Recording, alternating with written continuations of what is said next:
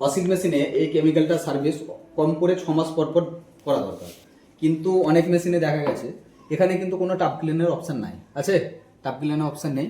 তো তাদেরকে কি করতে হবে, যে কোনো একটা যেটাই লং টাইম চলে সে কটন মোডে সিলেক্ট করে দিতে হবে।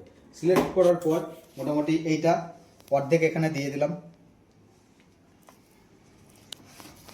অর্ধেক দিয়ে দিলাম। এই ড্রামটাতে চারিদিকে একটু দিয়ে দিতে হবে,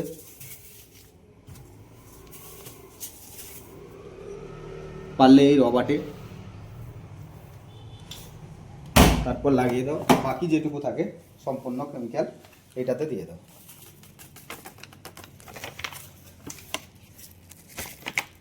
এইটাতে দিলাম, এবার একে স্টার্ট করে দিলাম।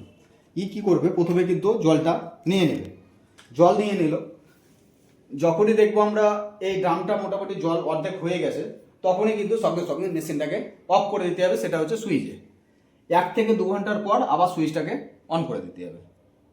তাহলে কি হবে, যে কেমিক্যালটা আমি এখন দিলাম সেটা জলে এখন ভিজবে, ভিজার ফলে কি হবে, ড্রামটা যেটা আছে ড্রামটা কিন্তু ক্লিন হবে। তো এই কেমিক্যালটার কাজ হচ্ছে 1 থেকে 2 ঘন্টা কম করে আপনাকে রাখতেই হবে। আর ডাইরেক্ট ওয়াশ কটনে দিয়ে যদি আমি এখানে চালিয়ে দিলাম, দিয়ে আপনি যদি চলে যান, তাহলে কি হবে, এটা টাইমিং খুব বেশি হলে 1 থেকে 1.5 ঘন্টা, মানে আর জলটা বার করার টাইম খুব বেশি হলে 8 ঘন্টা, 8 ঘন্টার মধ্যে বার করে দেবে জলটা। 8 ঘন্টার মধ্যে বার করে দিলে কিন্তু পরিষ্কারটা ভালো হবে না। না, তার জন্য ভিজিয়ে রাখার জন্য এই যে জল নেবে, জল যখনই নেবে ওয়াশটা বন্ধ হয়ে যাবে, তখন আমি ওই সুইচ অফ করে দিয়ে দেবো।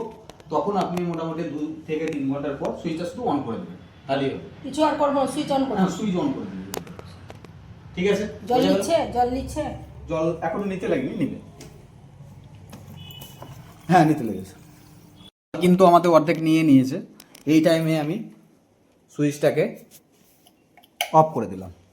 আবার মোটামুটি ঘন্টা 2 পর অন করে দিলে কি হবে, এই যে কেমিক্যালটা আছে কেমিক্যালটা এখন ভিজছে, ভিজার পর কিন্তু সম্পূর্ণভাবে তখন ময়লাটা উঠে যাবে। ঠিক আছে, বোঝা গেল?